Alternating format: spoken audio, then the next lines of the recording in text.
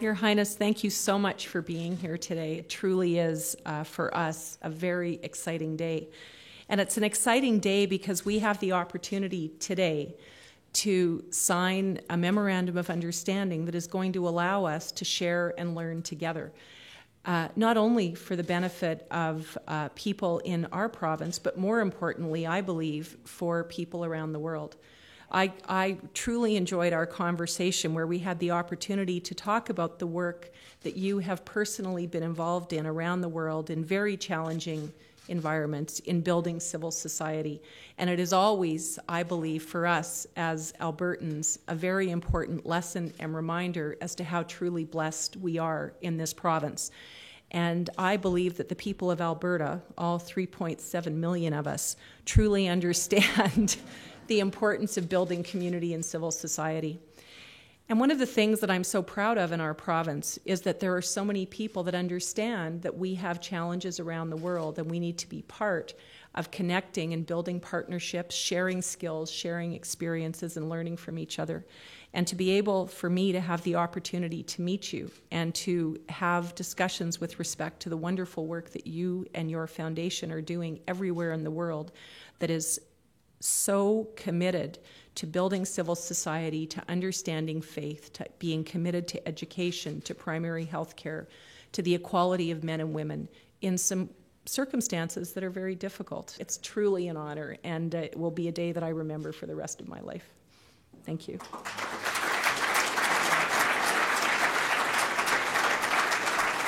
The agreement of cooperation will now be signed by His Highness the Aga Khan and the Honourable Premier Redford.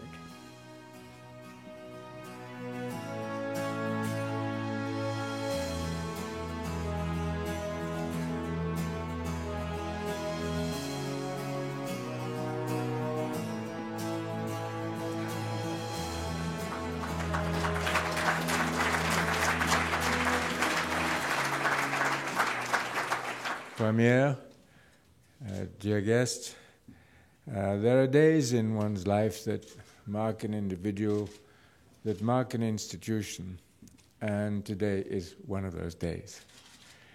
What are those days?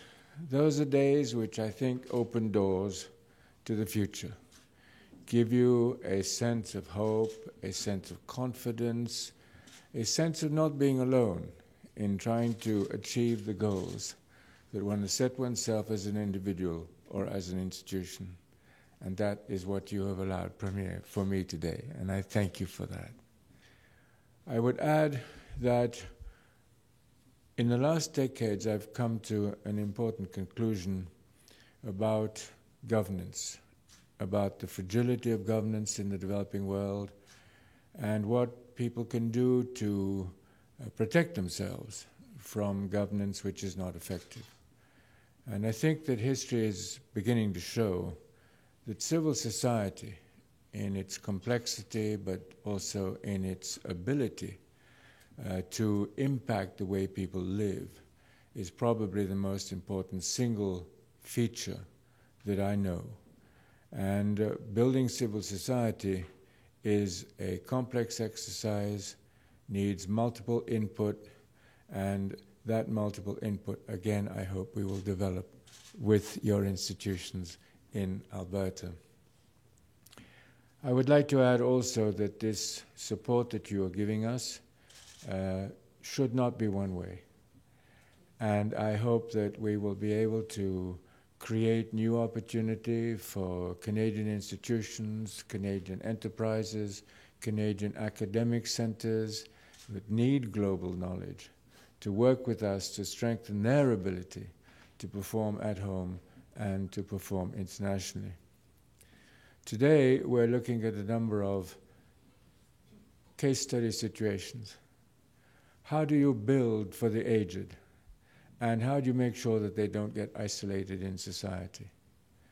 And what can we learn from an initiative in Canada that could be replicated elsewhere in Canada, but also in the industrialized world?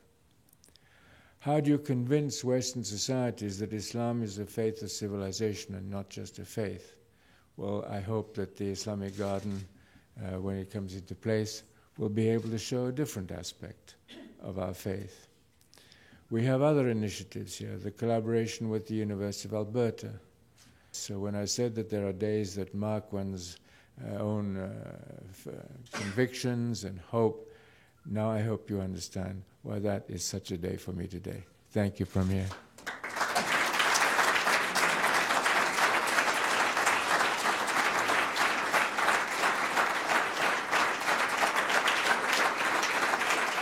On behalf of all Albertans, I extend our gratitude to the various programs of the Aga Khan Development Network and personally to Your Highness for his continuing philanthropic efforts and for your commitment and dedication to helping others in need. Through tolerance, understanding, and friendship, you are laying the groundwork for a better world. We wish you enjoyable and safe travels on the remainder of your trip, and we really look forward to your next visit to Alberta. Thank you.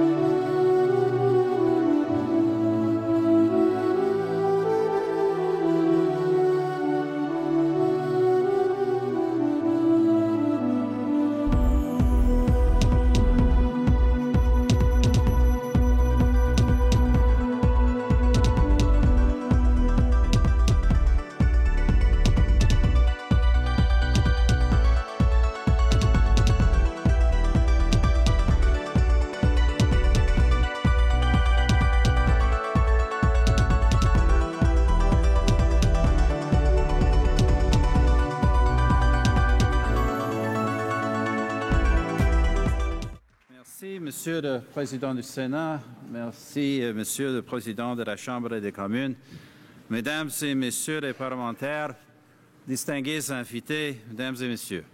It is my honor to welcome to Canada's Parliament His Highness the Aga Khan.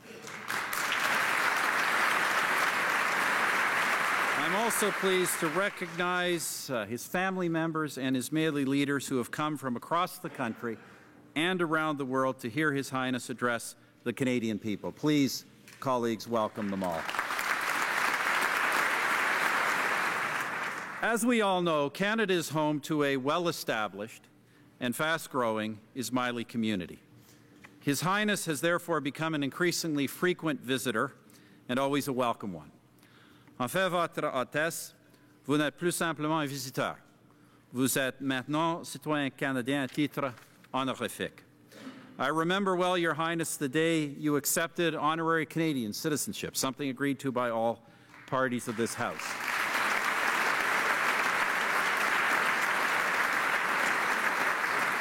It was during the foundation ceremony of Toronto's Ismaili Centre, Aga Khan Museum and Park. I'm told construction there has gone well and that the centre will soon portray Islamic contributions to the enlightened pursuit of knowledge. Et cette histoire cataloguée avec soin sera accessible à tous. In any case, Your Highness, know this. When you are in Canada, you are home.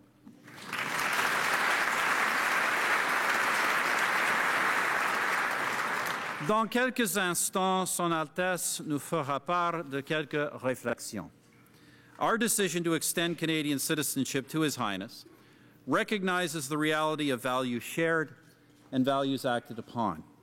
His Highness's lifelong advocacy for humanitarianism, pluralism, and tolerance has gone far beyond words.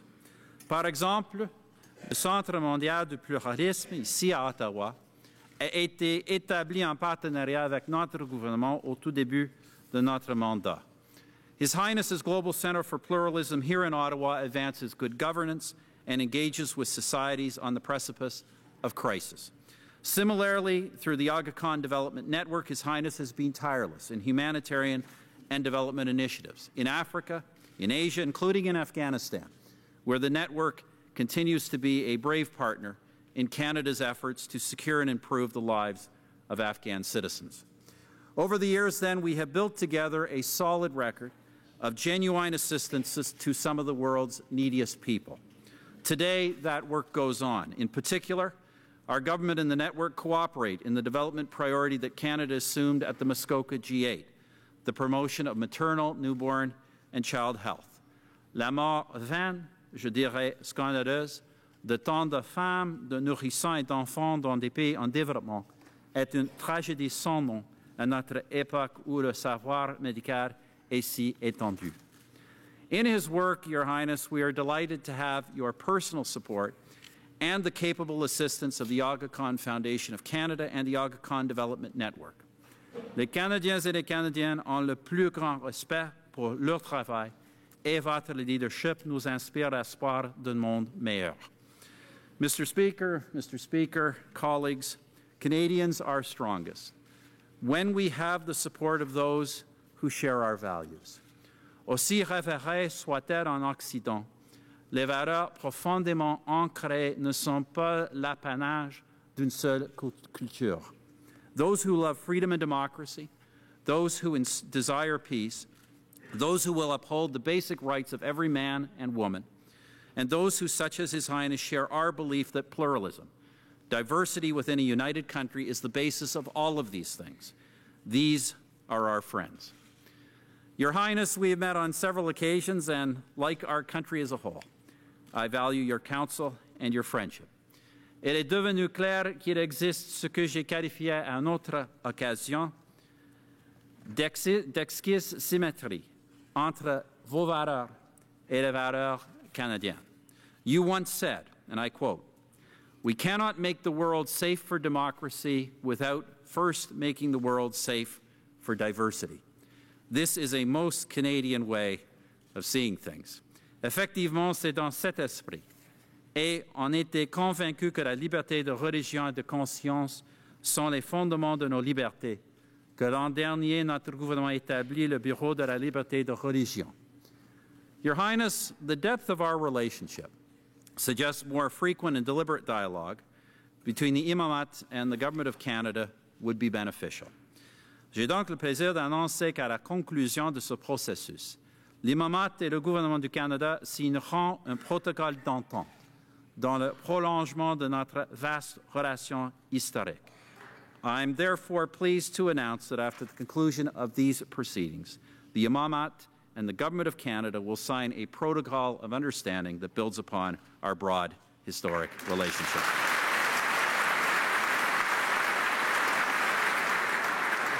Let me just conclude, Your Highness, by returning to the subject of Canada's Ismaili community, which began its life here more than 40 years ago as penniless refugees from Uganda. Yet from that moment on, Canada's Ismailis have become one of Canada's most successful immigration stories. Votre Altesse, la prospérité de vos fidèles, leur intégration harmonieuse à la société canadienne, et le respect qu'ils ont inspiré pourrait être considéré comme un hommage à la manière d'être pluraliste au Canada. Et c'est le cas dans une mesure considérable. The Ismaili combination of self-reliance and willingness to give for the betterment of others and of Canada itself is a reflection of your teachings. And Your Highness, it was a good day for all of us, when you told your followers to, quote, make Canada your home.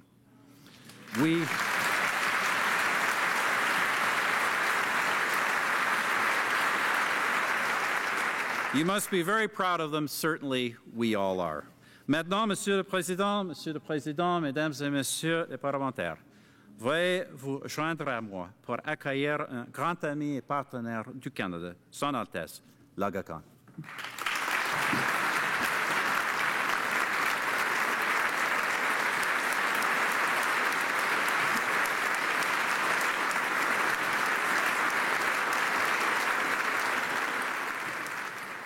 Bismillahirrahmanirrahim. Prime Minister, Speaker Kinsella, Speaker Scheer, Honourable Members of the Senate and House of Commons, Chief Justice of the Supreme Court, Honourable Members of the diplomatic community, distinguished guests, ladies and gentlemen. The Prime Minister's generous introduction has been very kind. I am grateful for this invitation, for our association, and for so thoughtfully enabling leading representatives of our community and institutions around the world to join us on this occasion. Thank you, Prime Minister.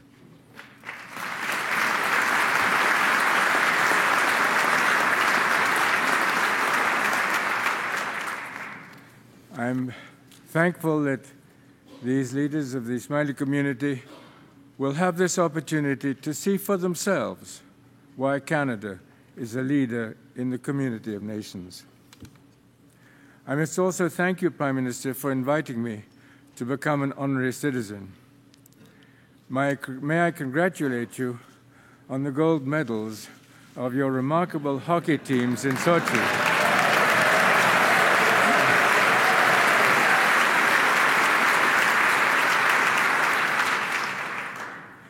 As an ex-player myself, I was hoping you would require your honorary citizens to join your team. I am convinced that the Dalai Lama and I would have been a formidable defense.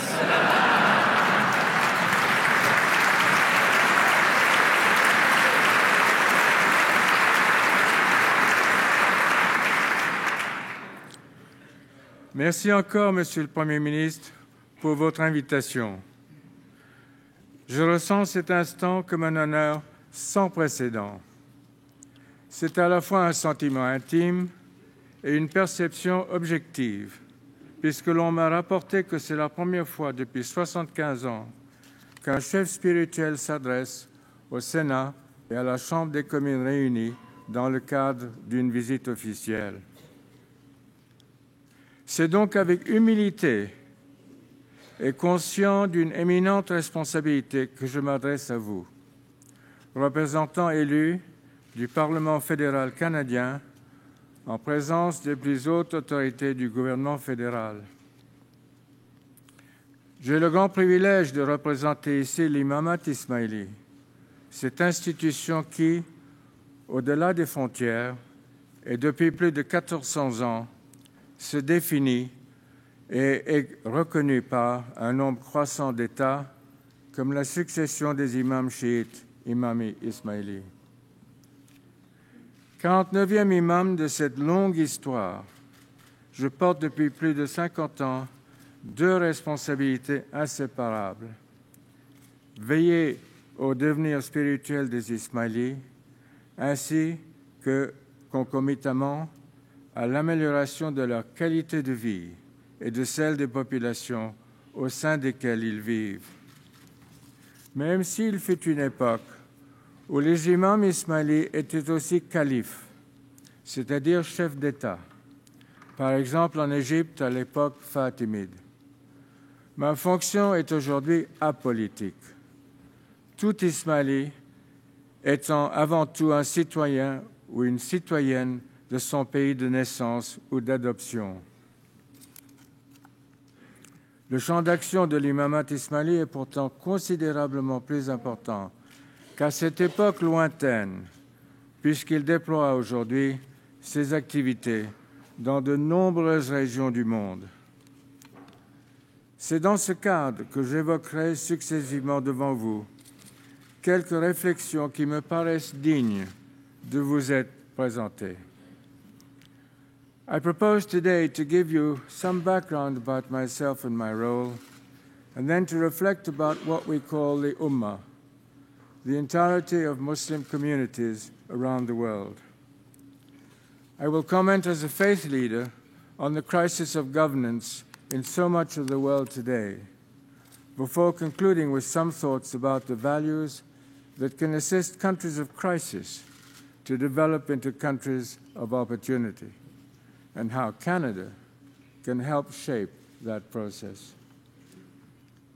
First, then, a few personal words. I was born into a Muslim family, linked by heredity to the Prophet Muhammad, may peace be upon him and his family. My education blended Islamic and Western traditions, and I was studying at Harvard some 50 years ago, yes, 50 years ago, actually 56 years ago, when I became the hereditary Imam of the Shia Imami Muslims.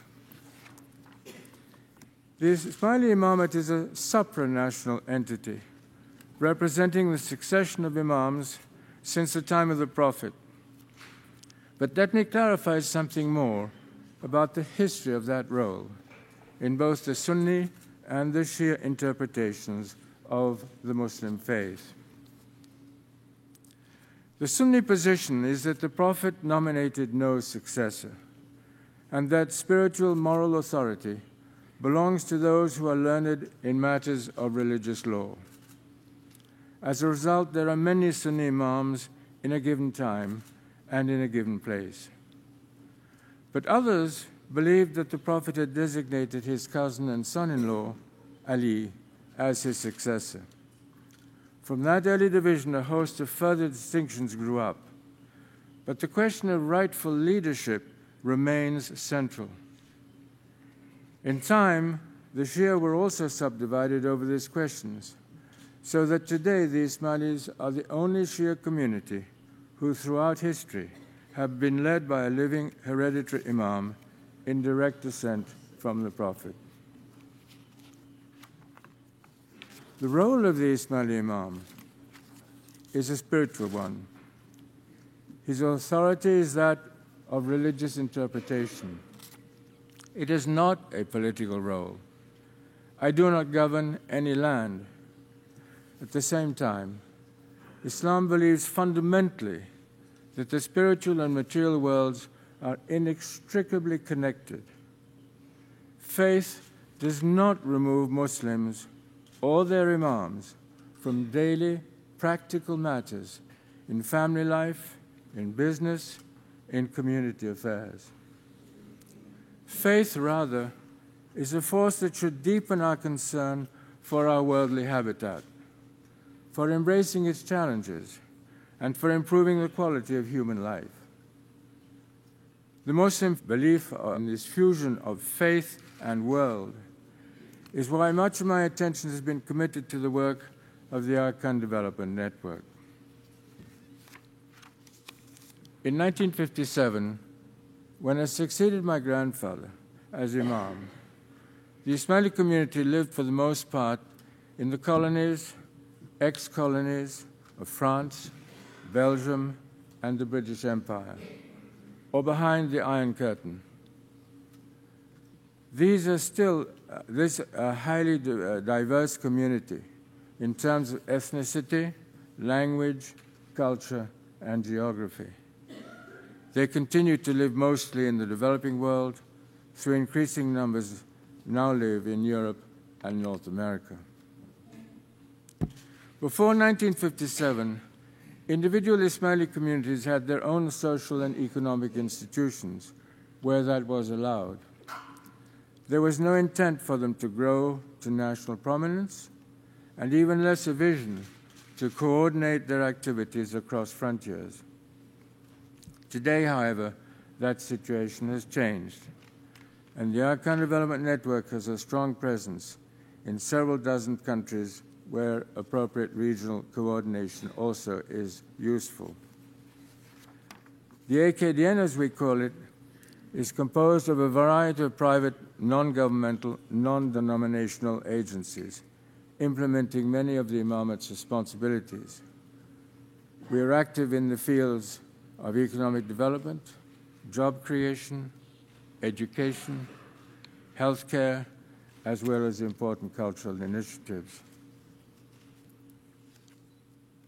Most of our AKDN activities have been born from the grassroots of developing countries, reflecting their aspirations and their fragilities.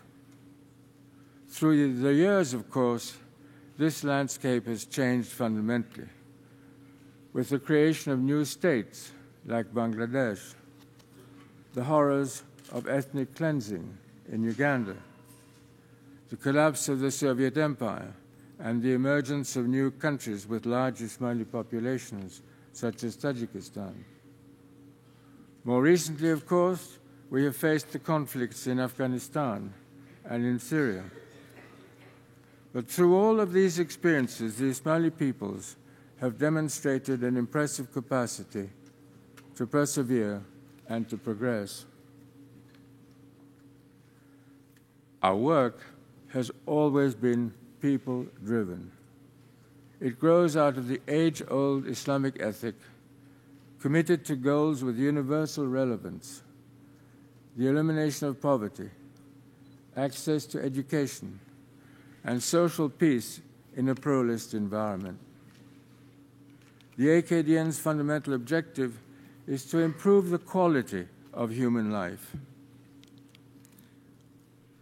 Amongst the great common denominators of the human race is a shared aspiration, a common hope for a better quality of life. I was struck a few years ago to read about a UNDP survey of 18 South American states, where the majority of the people were less interested in their forms of government than in the quality of their lives. Even autocratic governments that improved their quality of life would be more acceptable for most of those polled than ineffective democratic governments. I cite that study, of course, with due respect to governmental institutions that have had a more successful story, including certain very distinguished parliaments.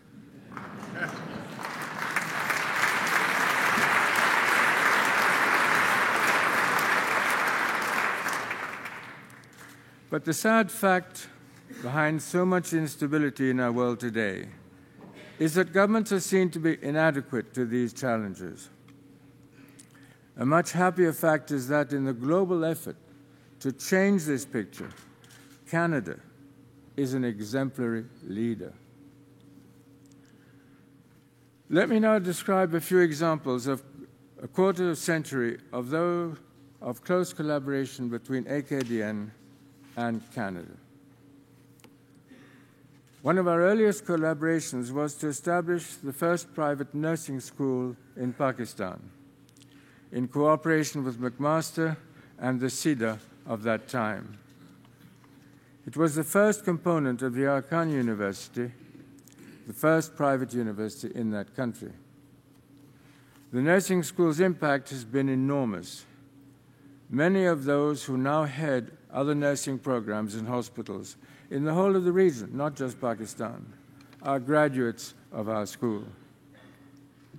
Canada was also one of the first donors to the Arkan Rural Support Program in northern Pakistan, tripling incomes in this remote, marginalized area. The approaches developed there have shaped our further collaborations in Tajikistan, in Afghanistan, in Kenya, and in Mozambique. Canada has also helped establish the Arkan University's Institute for Educational Development in Karachi and in East Africa, along with other educational initiatives in Kenya, Tanzania, Uganda, Mozambique, Afghanistan, Tajikistan, and Pakistan, including pioneering work in the field of early childhood development. I could speak about our close ties with Canadian universities also, such as McMaster, McGill, the University of Toronto, and the University of Alberta, enhancing our own institutions of tertiary education, the Arkan University and the University of Central Asia. The latter institution has resulted from the Imamat's unique tripartite treaty with the governments of Kazakhstan, Kyrgyzstan, and Tajikistan. It serves some 22 million people who live in Central Asia, in hillside and high mountain environments, areas of acute seismic and economic vulnerability. And I could list many more examples in cultural development and in scientific research. And we are especially proud of the Global Center for Pluralism here in Ottawa, a joint project of the Imamat and the Canadian government. In just 3 years, Canada will mark its 150th anniversary, and the whole world will be ready to celebrate with you.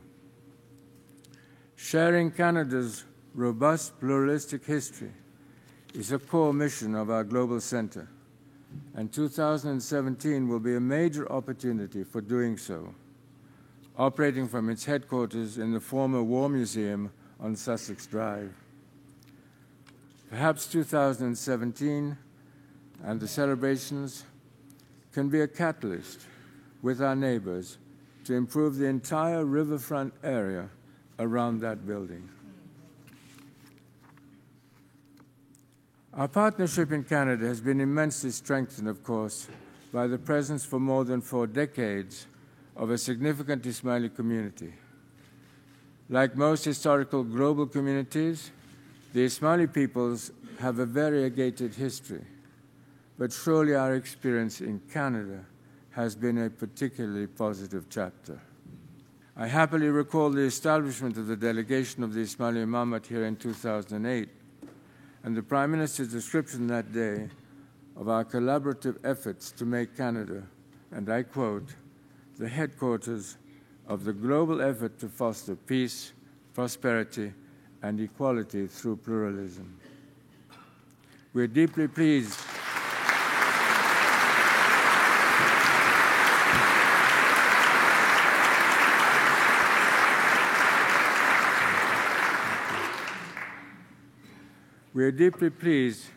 that we can sign today a new protocol with your government, further strengthening our ongoing platform for cooperation.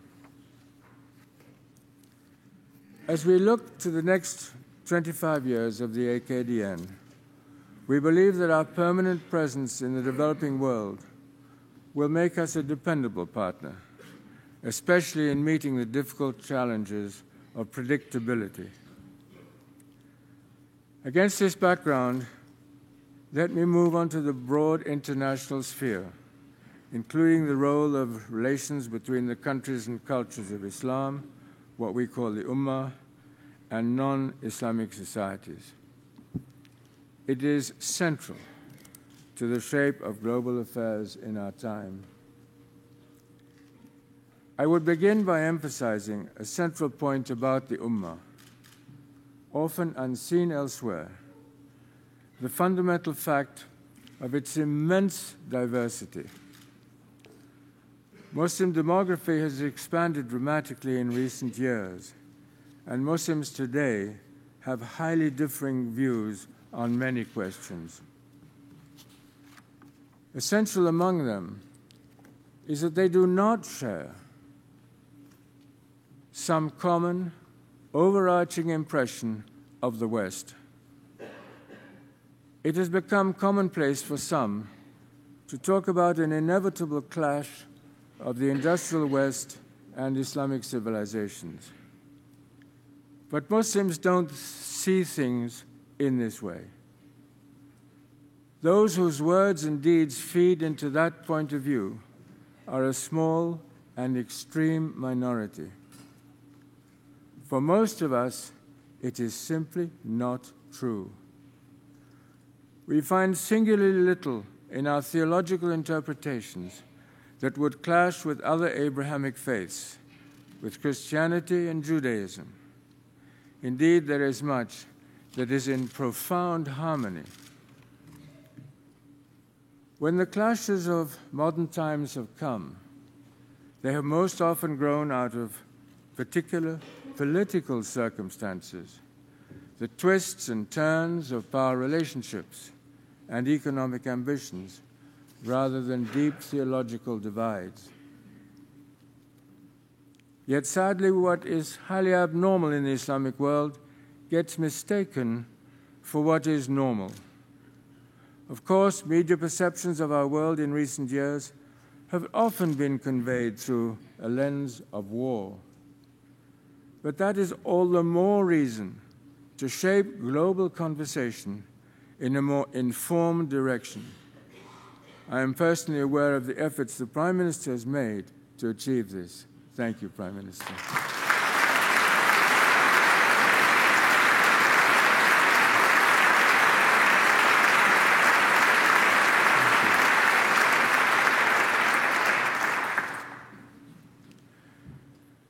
The complexity of the Ummah has a long history. Some of the most glorious chapters in Islamic history were purposefully built on the principles of inclusiveness. It was a matter of state policy to pursue excellence through pluralism. This was true from the time of the Abbasids in Baghdad and the Fatimids in Cairo over 1,000 years ago. It was true in Afghanistan and Timbuktu in Mali, and later with the Safavids in Iran, the Mughals in India, the Uzbeks in Bukhara, the Ottomans in Turkey. From the 6th to the 18th century, Al-Andalus thrived on the Iberian Peninsula under Muslim aegis, but also deeply welcoming to Christian and Jewish peoples. Today, these Islamic traditions have been obscured in many places, from Muslims and non-Muslims alike.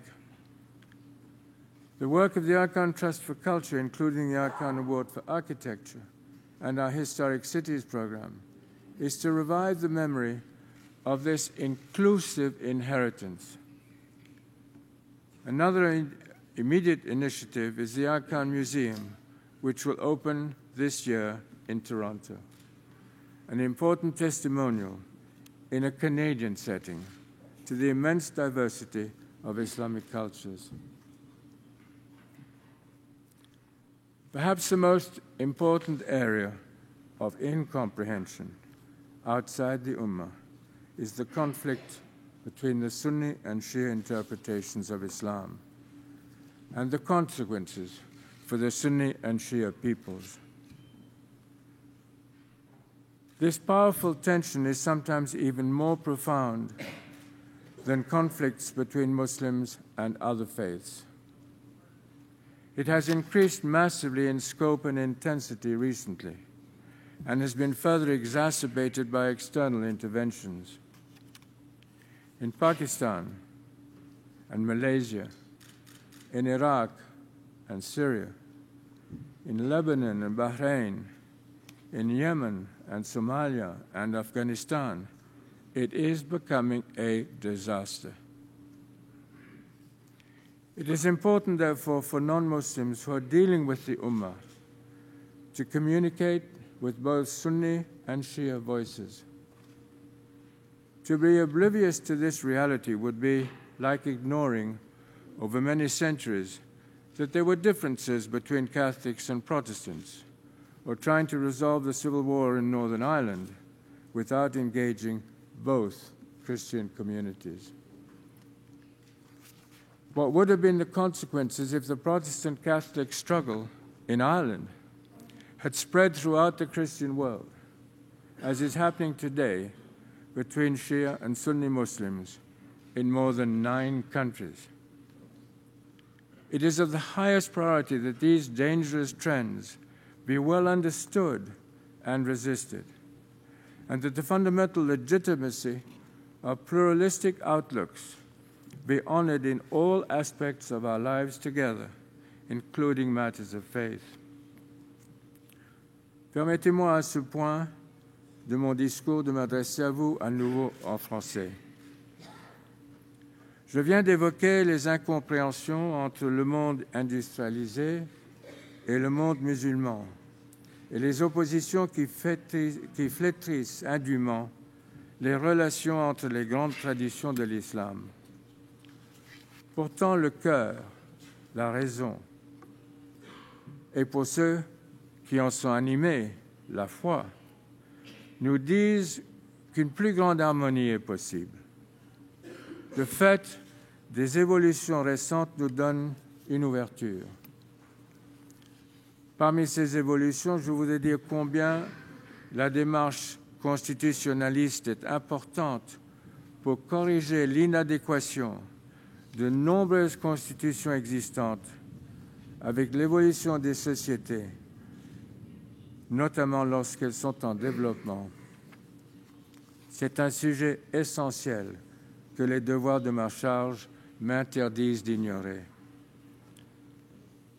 Vous serez peut-être surpris d'apprendre que 37 pays du monde ont adopté une nouvelle constitution dans les dernières 10 années et 12 sont en phase avancée de modernisation de la leur, soit un total de 49 pays.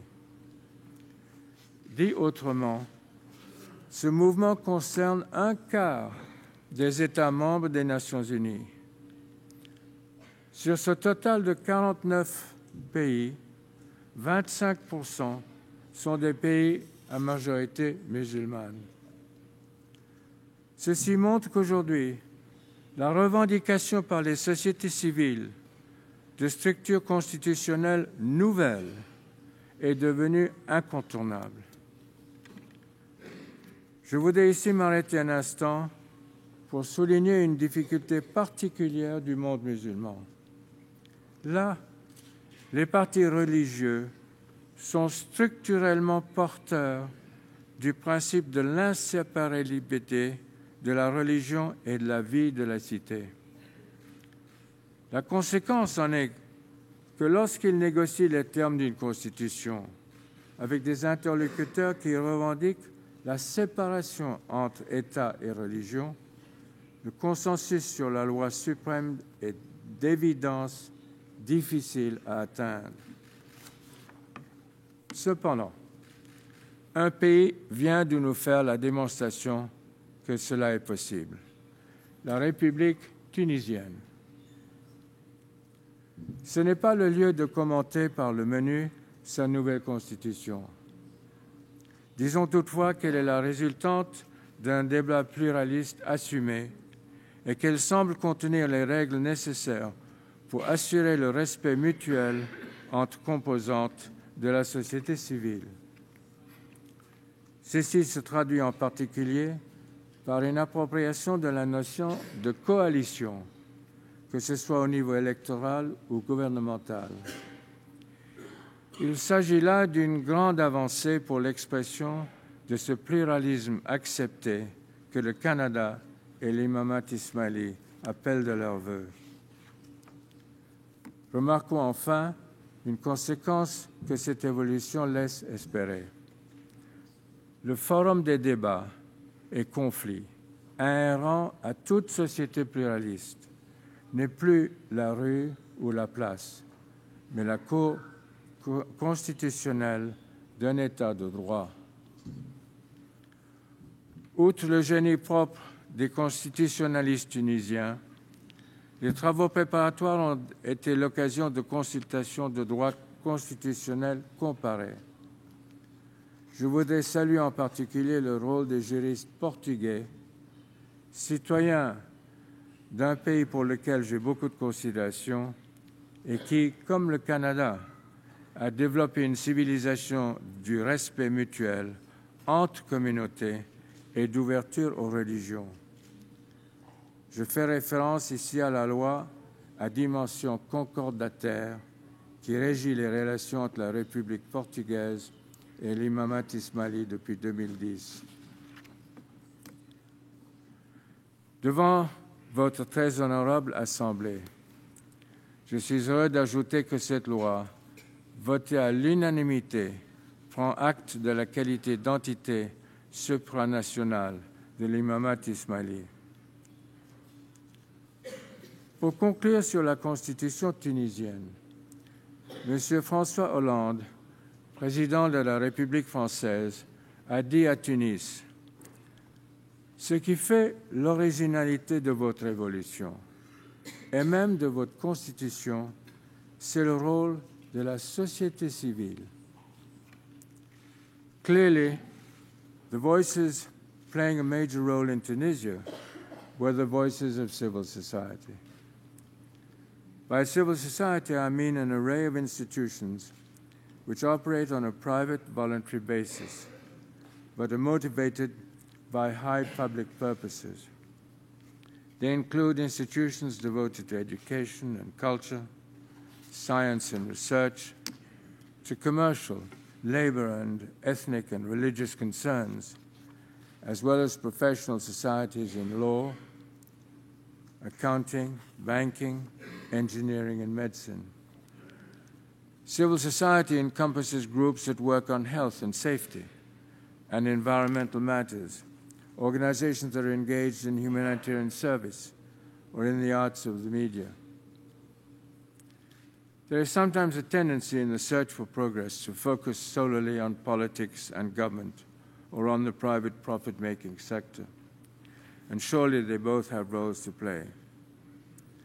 But in my view, the world needs to pay more attention, much, much more attention, to the potential role of civil society. We see it expanding in many places, from sub-Saharan Africa to Tunisia and Egypt, from Iran to Bangladesh. At a time of extreme danger in Kenya a few years ago, the beginnings of a civil war, the former Secretary General of the United Nations, Kofi Annan, led the way to a peaceful solution which rested heavily on the strength of Kenya's civil society. Increasingly, I believe the voices of civil society are voices for change, where change has been overdue. They have been voices of hope for people living in fear. They are voices that can help transform countries of crisis into countries of opportunity. There are too many societies where too many people live in a culture of fear, condemned to a life of poverty. Addressing that fear and replacing it with hope will be a major step to the elimination of poverty. And often, the call for hope to replace fear will come from the voices of civil society. An active civil society can open the door for an enormous variety of energies and talents from a broad spectrum of organizations and individuals. It means opening the way for diversity. It means welcoming plurality. I believe that Canada is uniquely able to articulate and exemplify three critical underpinnings of a quality civil society: a commitment to pluralism, to meritocracy, and to a cosmopolitan ethic. A cosmopolitan ethic is one that welcomes the complexity of human society. It balances rights and duties, freedom and responsibility. It is an ethic for all peoples, the familiar and the other, whether they live across the street or across the planet. The Arkan Development Network has worked over 5 decades to assist in the enhancement of civil society. And as we look to its future, we are honored that Canada views us as a valued partner. Thank you, Prime Minister.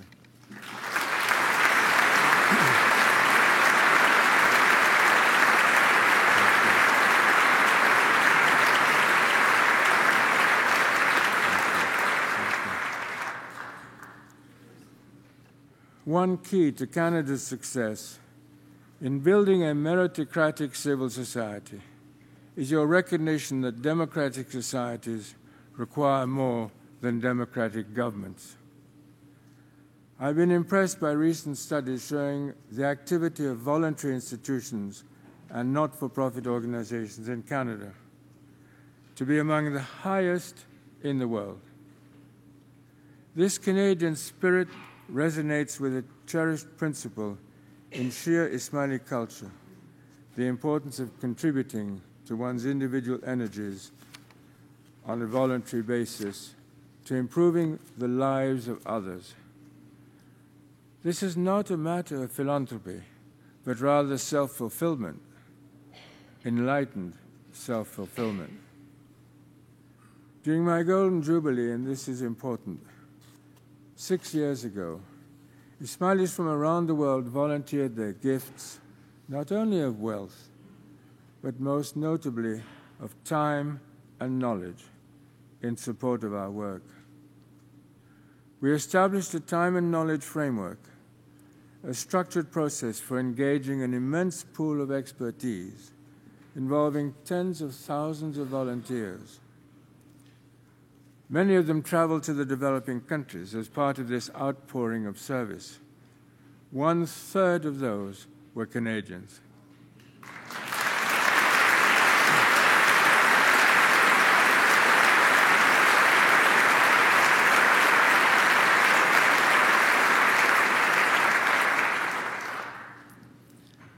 Their impact has been enormous in helping us to achieve best practice standards in our institutions and programs, making us, we hope, an even better partner for Canada. Such efforts thrive when multiple inputs can be matched to multiple needs, which is why Canada's immense economic diversity is such a valuable global resource. One of the foundation qualities of Canada's civil society is its educational emphasis. Studies show that Canadian students, whether native or foreign-born, perform in the very top tier of students internationally, and indeed that more than 45% of the foreign-born population in Canada has a tertiary degree. This record of educational opportunity resonates strongly with the Shir Ismaili belief in the transformative power of the human intellect, a conviction that underscores AKDN's massive commitment to education wherever we are present, not only education for our faith, but also education for our world. To do this, we are engaged in all levels of education. The Aga Khan University in Karachi and East Africa are expanding to create a new liberal arts faculty and to establish 8 new postgraduate schools in collaboration with several Canadian universities. We share with Canada a deep appreciation for the potential of early childhood education. Congratulations, Prime Minister, for your initiative on this.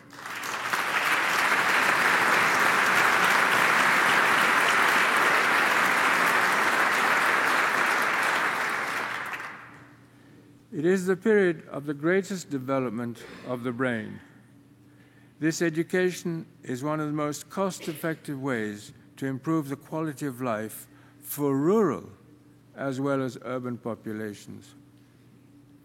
In this regard, let me take a moment to salute the late Dr. Fraser Mustard, whose work in early childhood development will impact millions of people around the world.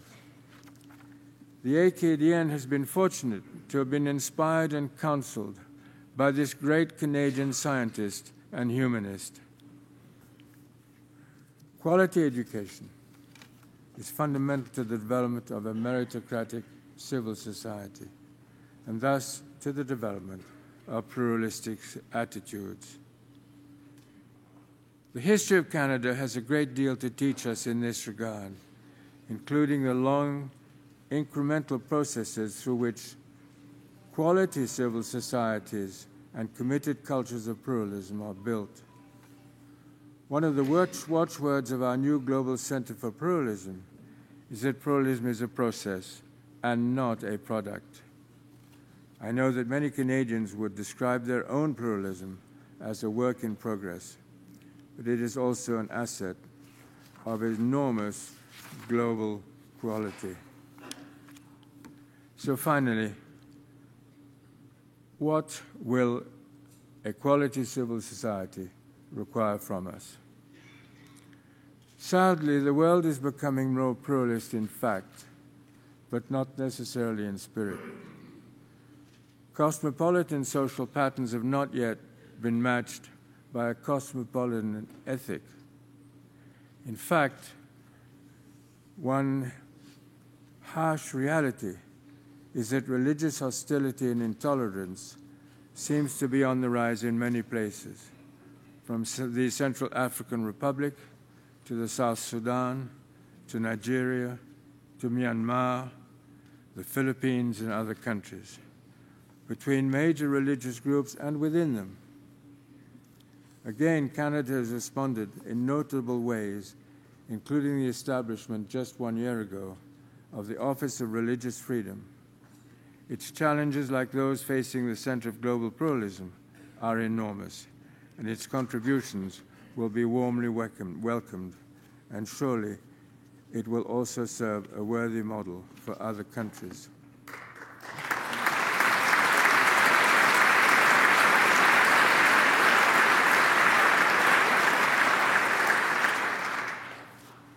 In sum, I believe that civil society is one of the most powerful forces in our time, one that will become an increasingly universal influence, engulfing more countries, influencing, reshaping, and sometimes even replacing ineffective regimes. And I also believe that civil society around the world should be vigorously encouraged and wisely nurtured by those who have made it work most successfully. Canada, first amongst all.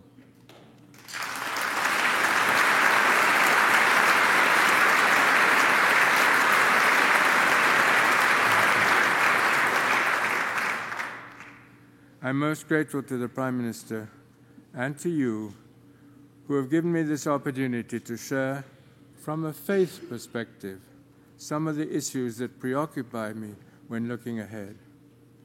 I hope I have explained why I am convinced about the global validity of our partnership for human development.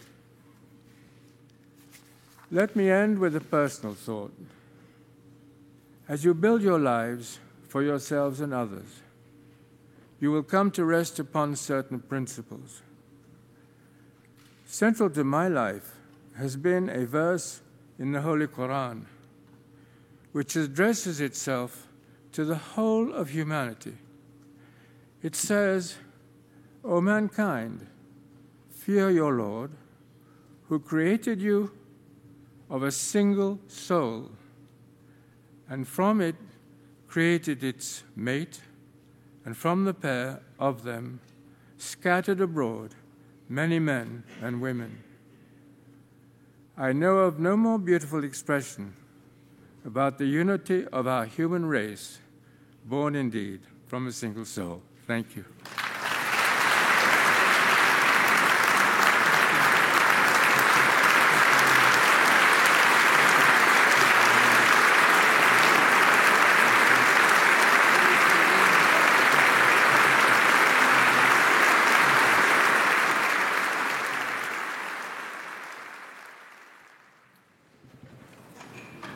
Your Highness, Monsieur le Premier Ministre, Monsieur le Président Scheer, honorable senators and members of the House of Commons, distinguished guests, Mesdames et Messieurs. On behalf of all present at this joint session of the Parliament of Canada, I wish to thank Your Highness for your thoughtful address to Parliament this morning.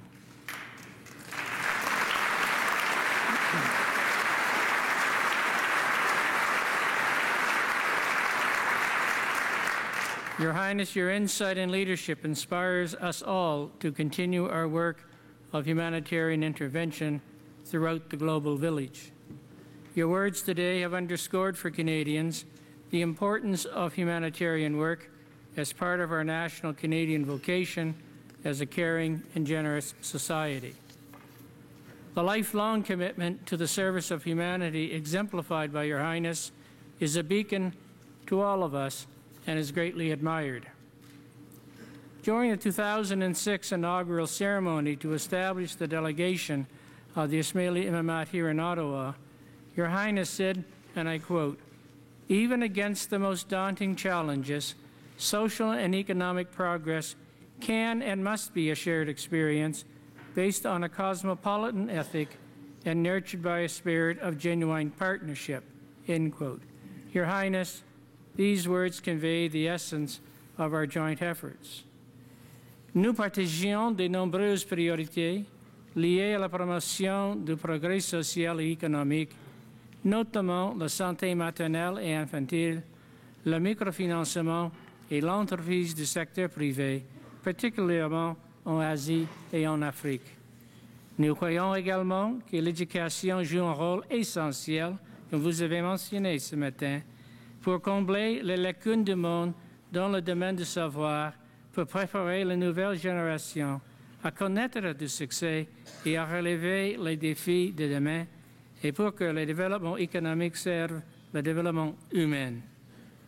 Ours is a natural partnership in this area, based on Canada's reputation as a global leader in education and the long-standing tradition of the Ismaili Imamate in education development.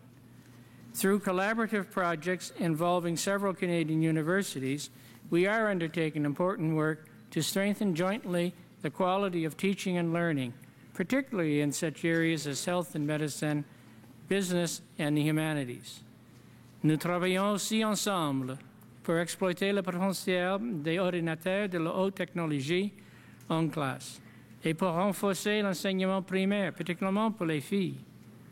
Les efforts constants que vous déployez pour promouvoir l'éducation dans les pays en développement suscitent l'admiration. Les Canadiens s'inspirent de l'engagement indéfectible dont vous faites preuve pour combler ces besoins en matière de développement international, même lorsque vous êtes confrontés à d'énormes défis. Your Highness, Prime Minister, the esteem in which we regard His Highness's commitment, not only to educational development, but to global progress, more generally is reflected in the unanimous adoption of a motion in both houses of our Parliament in June of 2009 to bestow honorary Canadian citizenship on His Highness.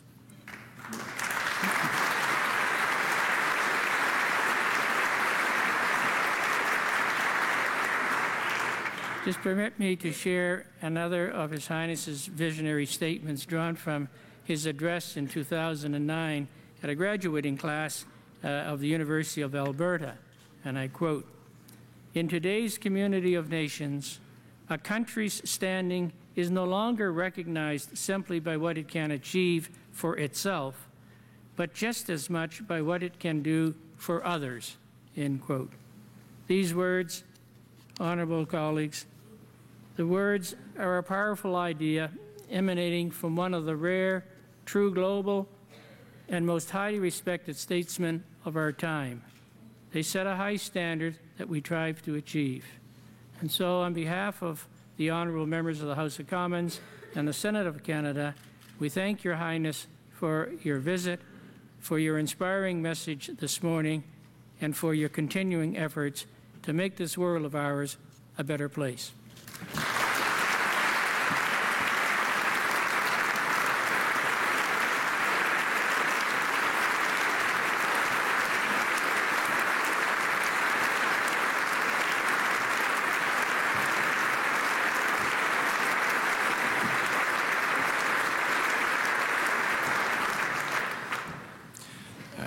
Your Highness, Prime Minister, Mr. Speaker of the Senate, honorable senators and members of the House of Commons, right honorable friends, distinguished guests, ladies and gentlemen. On behalf of all members of the House of Commons, it is a personal honor to be able to add my thanks for your presence here today and for your kind and inspirational words, Your Highness. During the nearly 57 years in which you have been Imam, much has changed around the world and for Ismailis. One constant throughout, however, has been your unwavering dedication to improving the lives of the world's most vulnerable. Your leadership in these bold initiatives has garnered support from countries, organizations, and agencies the world over, and Canada, and indeed Canadians from across our country, are proud to count themselves among your most ardent supporters.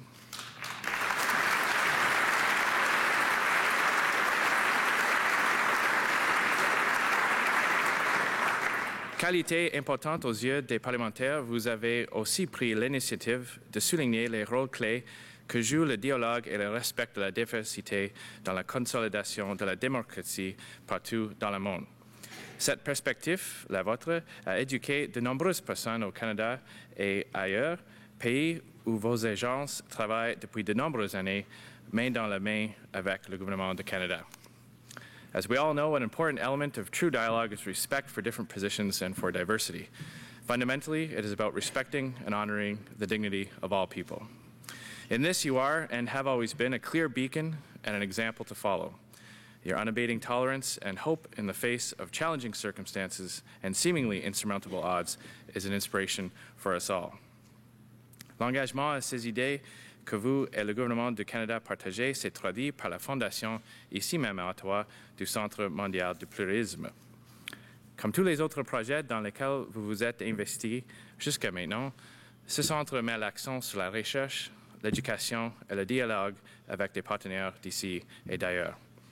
Through your knowledge, your vision, your commitment, and your dedication, you are changing the world and making it a better place for those who are most in need of our assistance. Au nom de tous les députés, je vous remercie encore une fois pour tout ce que vous avez fait et pour tout ce que vous ferez. Merci, thank you.